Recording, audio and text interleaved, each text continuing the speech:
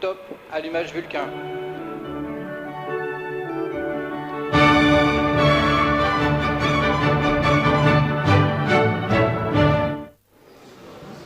Bura Azərbaycanın, həmçinin Qafqazın ilk süni peyk operatoru Azerspace-i idarə edən əsas yerüstü peyk idarəetmə mərkəzidir. Mərkəz Bakı-Şamaxı şosesinin 38-ci kilometrliyində yerləşir. Əvvəlcə kompleksin tikilməsi haqqında. Azərkosmos mərkəzinin memarı Nəriman İmaməliyev bildirdi ki, layihələndirmə mərhələsi 6 aya başa çatıb. Layihələndirmə üçün kifayət qədər vaxtın verilməsi isə sonda keyfiyyətli işin ərsəyə gəlməsinə səbəb olub. 9 ay ərzində 10 hektar ərazidə yerləşən 4 bina və köməkçi binadan ibarət olan bir kompleksi qutara bildik. Bina özü dekonstruktiv stilində biz həll elədik. Bundan başqa Azərbaycan mühitində ilk dəfə olaraq ofis binasını yeni bir stildə həll eləməyə çalışdıq. Bizim bütün mühəndislərimiz yerli mühəndislər idi. Bu ağır binadır, yəni özünün texniki baxımından, həm texniki baxımından ağır binadır, həm funksional, həm də estetik baxımından çox ağır bina idi və bu yerli şirkətlərin belə bir işi görməsi əlbəttə ki, fəxrdir. Yəni bu asan bir iş deyildi. Qeyd olunduğu kimi, idarəetmə mərkəzi əsas, texniki və köməkçi binalardan ibarətdir. Əsas binada yerləşən əməliyyat hissəsində yerli personal peykə nəzarəti həyata keçirəcək. Bu nəzarət peykin orbitə yetişəcəyindən sonra başlayacaq. Daha dəqiq olsaq, Azerspace kosmosa buraxılandan 12 gün sonra yerdən təxminən 35 min kilometr radiusda öz yerini alacaq və ilk siqnal alınan kimi peykə tam nəzarət Bakı əsas yerüstü peyk idarəetmə mərkəzindən həyata keçiriləcək. Bundan əlavə, Naxçıvan Muxtar Respublikasının Culfa rayonunda ehtiyat yerüstü peyk idarəetmə mərkəzi mövcuddur. Yəni, əsas yerüstü peyk idarəetmə mərkəzində hər hansı nasazlıq halları əmələ gələrsə, ani olaraq ehtiyat mərkəzdən bütün funksiyalar həyata keçiriləcək. Beləliklə, işin davamlılığı və fasiləsizliyi tam təmin olunacaq. Bu zal idarəetmə mərkəzinin əməliyyat zalıdır.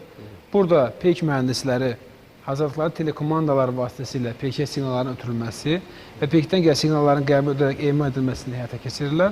Gördüyünüz bu ekran peykimizin hərəkət trayektoriyasını göstərir. Hazırda uçuşdan təxminən 16 saat vaxt keçmişdir və peykimiz bu hərəkət trayektoriyası ilə davam etməkdədir. 10 gündən sonra peykimiz son bu mövqeyinə 36 min kilometr hündürlükdə 46 ədəd şərq uzunluğuna yetişəcəkdir. Daha bir vacib məqam. Peykin idarəsi və istismar edilməsi Azərkosmosda çalışan Azərbaycanlı mütəxəssislər tərəfindən həyata keçirilir. Buradakı mütəxəssislər 2011-ci ilin oktyabrından başlayaraq mərhələli surətdə Peykin istehsalçı şirkəti olan ABŞ-ın Orbital Sciences korporasiyasında və Malayziyanın Miasal şirkətində, o cümlədən bir sıra digər ölkələrdə professional təcrübə və vərdişlərə yiyələnmək məqsədi ilə müxtəlif kurs və təlimlərdə, o cümlədən konfrans və seminarlarda iştirak ediblər.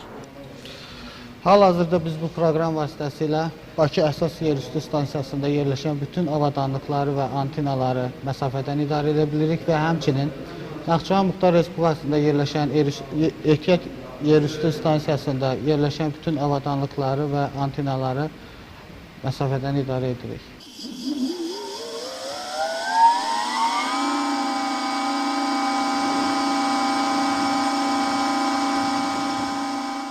Hal-hazırda biz anten meydançasındayıq. Burada gördüyümüz antenlər vasitəsilə peykə telekomandaların ötürülməsi, eləcə də peykdən gələn siqnalların qəbul olunması həyata keçirilir. Peykimiz bildiyiniz kimi 36 aktiv transponderdən ibarətdir. Onlardan 24-ü C bənddə, 12-si isə K bənddə işləyir. Burada gördüyümüz antenlər həmin transponderlərin işinə tam nəzarət etmək, eləcə də peykin idarə olunmasını həyata keçirməyə xidmət edir. Sonda bildirək ki, Azerspace bir süni peykin istismar müddəti ən azı 15 il. Sonraki illərdə orta ayırd etməli aşağı orbitli peyklərin, daha sonra isə 2020-ci ilədək yüksək ayırd etməli bir və ya bir neçə optik və radar peyklərin orbitə çıxarılması planlaşdırılır. Beləliklə, Azərbaycan kosmik sənayinin sürətlə inkişaf etdiyi bir dövrdə izləyici mövqeyindən iştirakçı mövqeyinə keçidin əsasını qoydu. Rüfət Əmzəyev, Cəfər Qasımov, Həftə.